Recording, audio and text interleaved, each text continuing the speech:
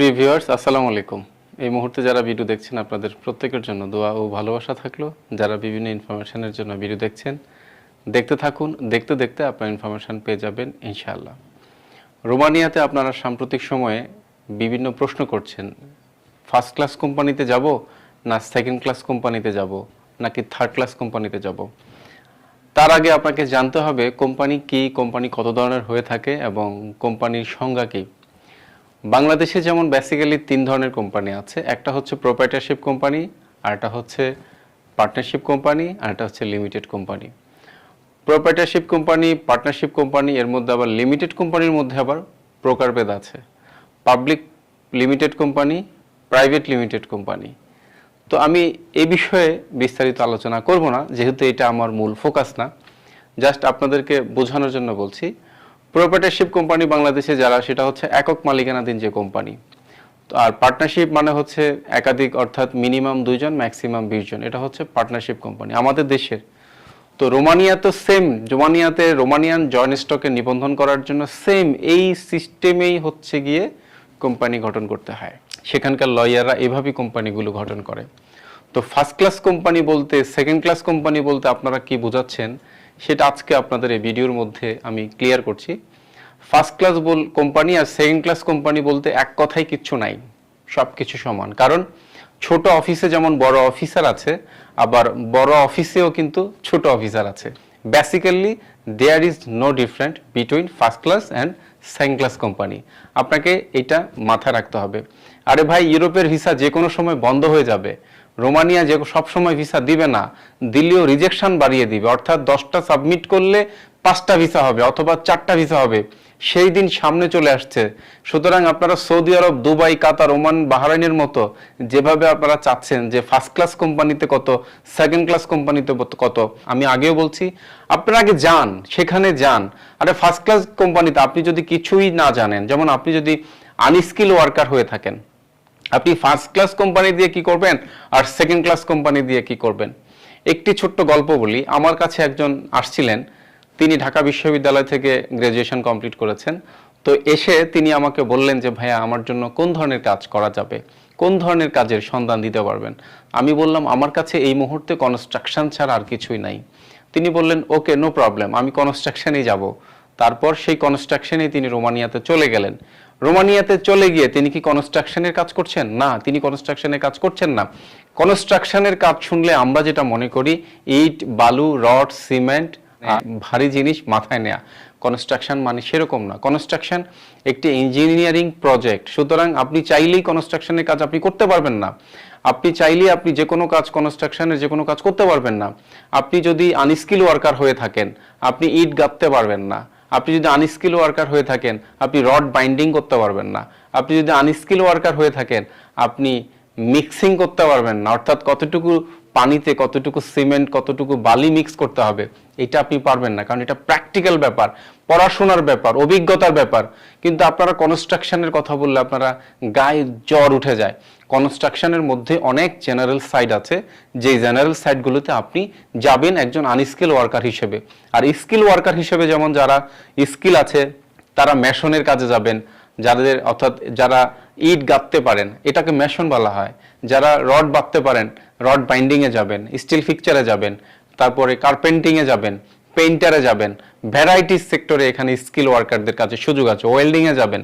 কিন্তু unskilled worker, আপনি যখন একজন আনস্কিল ওয়ার্কার হিসেবে কনস্ট্রাকশনে যাবেন, তিনি শুধুমাত্র কনস্ট্রাকশনের মধ্যে অনেক ধরনের সফট কাজ আছে, সেই কাজগুলো আপনি করতে পারবেন। তো ঢাকা বিশ্ববিদ্যালয় থেকে যে ভাই গিয়েছেন, তো তিনি গিয়ে কনস্ট্রাকশনে কি কাজ করছেন? তিনি কনস্ট্রাকশনে গিয়ে ম্যানেজমেন্টের দায়িত্ব নিয়েছেন। কারণ আপনাকে যোগ্যতা তৈরি করতে হবে, যোগ্যতা প্রমাণ করতে হবে। আপনাকে যদি কেউ একটা জিনিস দিয়েছে, আমাদের এমনও হয়েছে যে আমরা রেস্টুরেন্টের কাজে পাঠিয়েছিলাম, কিন্তু আলটিমেটলি রেস্টুরেন্টে 2 মাস কোম্পানি জব করানোর পরে রেস্টুরেন্ট থেকে বের করে দিয়েছে। কেন বের করে দিয়েছে? কারণ প্রিভিয়াসলি তার কোনো ধরনের রেস্টুরেন্টে কাজ করার অভিজ্ঞতা নাই। তিনি হয়তো মনে করেছেন বাংলাদেশের টং দোকান আর চা দোকান, দিস ইজ রেস্টুরেন্ট। না, এটা রেস্টুরেন্ট না। রেস্টুরেন্ট একটা স্কিল ওয়ার্ক। এখানে আপনাকে বিহেভিয়ার জানতে হবে, খাবার সার্ভ করার অভিজ্ঞতা থাকতে হবে। আপনাকে যদি এইসব না জানেন, রেস্টুরেন্টের কাজে আমরা যেটা পাঠিয়েছিলাম, দেখা গেছে আপনাকে আমরা পাঠালাম হয়তো রেস্টুরেন্টে, কিন্তু আলটিমেটলি রেস্টুরেন্ট থেকে আপনাকে বের করে দিল, কারণ আপনি কাজ জানেন না, রেস্টুরেন্টে কাজ জানেন না। তো কাজেই রেস্টুরেন্ট হলেই হলো না, কনস্ট্রাকশন মানেই একেবারে গায়ে জল ওঠার মতো, ব্যাপারটা এরকম না। আপনার যোগ্যতা যদি থাকে, কনস্ট্রাকশনে যাওয়ার পরে কোম্পানি যদি দেখে আপনার ভালো স্কিল আছে, আপনি অর্থাৎ স্কিল কেমন, আপনি ভালো কমিউনিকেশন স্কিল আছে, আপনি জানেন আনস্কিল ওয়ার্কার বাট আপনার কমিউনিকেশন ভালো, আপনি খুব ভালো ইংলিশ জানেন, আপনি ভালো অ্যাকাউন্টস জানেন, তখন হয়তো কোম্পানি আপনাকে যদি সেরকম যোগ্যতা আপনার মধ্যে লক্ষ্য করে, তাহলে হয়তো আপনাকে অ্যাকাউন্ট সেকশনে দায়িত্ব দিতে পারে, তখন আপনাকে ওয়্যার হাউসে, কনস্ট্রাকশনের আন্ডার ওয়্যার হাউসে দিতে পারে। আপনারা যারা না বুঝে আপনারা ফার্স্ট ক্লাস কোম্পানি না সেকেন্ড ক্লাস কোম্পানি এই সমস্ত ডিভাইডেশন করছেন, আসলে এগুলো হচ্ছে গিয়ে আপনার এক ধরনের মানে অযৌক্তিক এবং অকল্পনীয় বিষয়। আরে ভাই, আপনি যদি চলে যান রোমানিয়াতে, যেভাবে ভিসা হচ্ছে সেইভাবে যে সবসময় ভিসা হবে না, যে কোনো সময় বন্ধ হয়ে যাবে। আমরা যদি আপনাকে যে কোনো একটা কাজে পাঠিয়েও দিই, আপনার যারা আনস্কিল ওয়ার্কার আছেন, আপনি সেখানে গিয়ে কিন্তু যে কোনো জব, আপনার যোগ্যতা থাকলে আপনি যে কোনো ধরনের জব করার মানসিকতা যদি থাকে, তাহলে আপনি যে কোনো জবে গিয়ে আপনি নিজের যোগ্যতা প্রমাণ করতে পারবেন। কিন্তু আপনাকে আমরা একটা ধরাই দিলাম, রেস্টুরেন্টের কাজে দিলাম, 2 মাস পর কোম্পানি আপনাকে রেস্টুরেন্ট থেকে বের করে দিল, কারণ রেস্টুরেন্টের কোনো কাজের অভিজ্ঞতা যদি আপনার না থাকে। তো ব্যাপারটা হচ্ছে এরকম, পৃথিবীতে কোনো কিছু তৈরি করা থাকে না, নিজেকে তৈরি করে নিতে হয়। আপনাকে কোন কাজ দিব, বেতন কত, অথচ ম্যাক্সিমাম বাংলাদেশে যারা ইউরোপগামী এবং ইউরোপে অভিমুখী, আপনারা যারা ইউরোপে যেতে চাচ্ছেন, ম্যাক্সিমাম আপনাদের কোনো ধরনের যোগ্যতা এবং দক্ষতা নাই বললেই চলে, অর্থাৎ হাত এবং পা ছাড়া আর কিছু নাই। তো সুতরাং first class company, second class company এগুলো বিষয় না, বিষয়টা হচ্ছে সেখানে আপনারা যেটা সাপ্লাই কোম্পানি বলছেন, এখন রোমানিয়াতে নানানভাবে কাজ হচ্ছে, সেটা এক কথায় বলে বুঝাতে পারবো না, তাহলে ভিডিওটা অনেক লম্বা হবে এবং অনেক সময় আপনাদের ধৈর্যচ্যুত হবে, আপনারা অতক্ষণ সময় ধরে ভিডিও দেখবেন না। First class company, second class company, third class company, আপনি যদি একজন জেনারেল ওয়ার্কার হয়ে থাকেন, এই ধরনের ভেরিয়েশন না করে বরং আপনি রোমানিয়াতে চলে যান। আপনি যদি আনস্কিল ওয়ার্কার হয়ে থাকেন, তাহলে আপনি আমাদেরকে বলেন আমার যে কোনো একটি কাজে আপনি আমাকে পাঠিয়ে দিন, আমি সেখানে আমার যোগ্যতা বলে, আমি আমার দক্ষতা বলে আমি আমার কাজ খুঁজে নিব, অথবা যেই কাজে আপনি আমাকে পাঠাবেন সেই কাজে আমি করব। পৃথিবীতে এমনি এমনি অর্থ উপার্জন করা যায় না, রক্ত যখন ঘাম হয়ে আসে তখনই সেটা অর্থে পরিণত হয়। যেই রেডিমেড আপনি যেটা চাচ্ছেন, আমরা হয়তো আপনাকে রেডিমেড দিয়ে দিলাম, কিন্তু আলটিমেটলি আপনার যোগ্যতা যদি সেখানে আপনি প্রমাণ করতে না পারেন, তাহলে কি হবে, কোম্পানি আপনাকে বের করে দিবে। সেটা ভালো হবে নাকি আপনি আপনার মতো করে আমরা যেটা দিব সেটাই আপনি করেন, আপাতত করেন। আপনি আনস্কিল ওয়ার্কার হলে যে কোনো কাজে চলে যান, যে কোনো একটা জায়গায় চলে যান, যে কোনো লেভেলে চলে যান, আর সেখানকার কোম্পানি ফার্স্ট ক্লাস হোক, সেকেন্ড ক্লাস হোক, থার্ড ক্লাস হোক, ডাজ নট ম্যাটার। কেন ম্যাটার না? কারণ সেখানে first class company, second class company, third class কোম্পানিতে আসলে এই বলে কিছু নাই। আমি এই কারণেই বললাম, কারণ সেখানকার লেভেল ল ফার্স্ট ক্লাস কোম্পানি হলে যেভাবে ফলো করতে হবে, সেকেন্ড ক্লাস কোম্পানি হলে সেভাবে ফলো করতে হবে, থার্ড ক্লাস কোম্পানি হলে সেভাবে ফলো করতে হবে।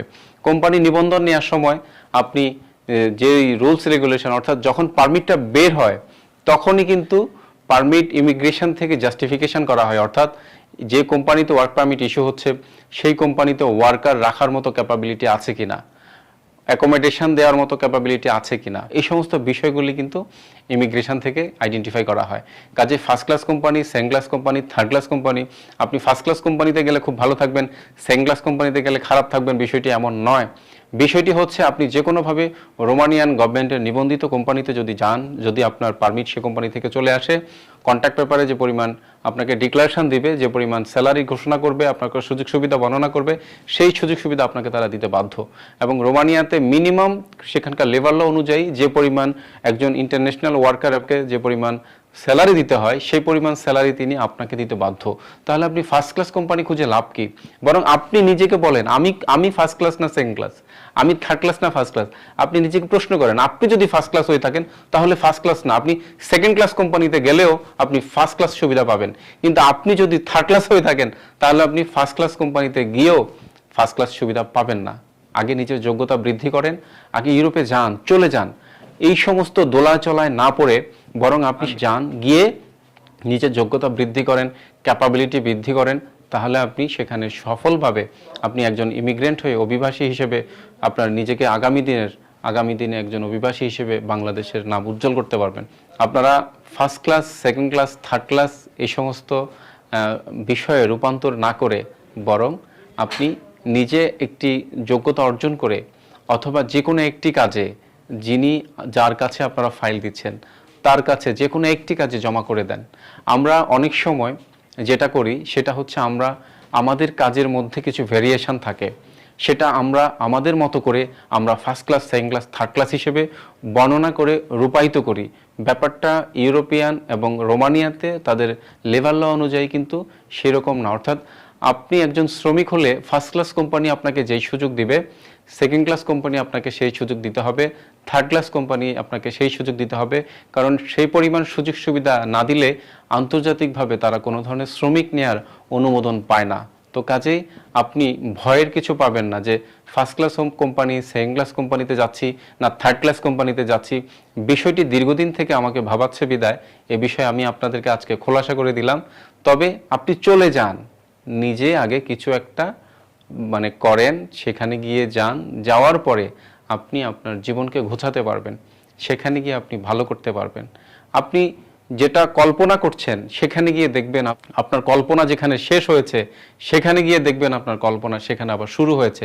কারণ কল্পনায় মানুষ অনেক কিছুই কল্পনা করে, বাস্তবতা তার টোটালি ব্যতিক্রম এবং বাস্তবতা সম্পূর্ণরূপে আলাদা হয়। তো পরিশ্রম করার, ঘাম ঝরানোর প্রিপারেশন মাথায় রাখলে পৃথিবীর কোথাও আপনি গিয়ে ঠেকবেন না এবং কোথাও গিয়ে ক্ষতিগ্রস্ত হবেন না। কারণ রেডিমেড পৃথিবীতে কিছুই পাওয়া যায় না। আপনাকে অবশ্যই নিজের যোগ্যতা অর্জন করতে হবে। যে কোনো বিষয়ে যদি আপনি অর্জন করেন যোগ্যতা, তাহলে আপনি পৃথিবীর যে কোনো দেশেই যান না কেন আপনি সেখানে ভালো করতে পারবেন। আজ এ পর্যন্তই। আপনাদের সাথে আবারও দেখা হবে, আবারও কথা হবে পরবর্তীতে নতুন কোনো বিষয় নিয়ে। ততক্ষণ পর্যন্ত আমাদের সঙ্গেই থাকুন, ভালো থাকুন। আল্লাহ হাফেজ।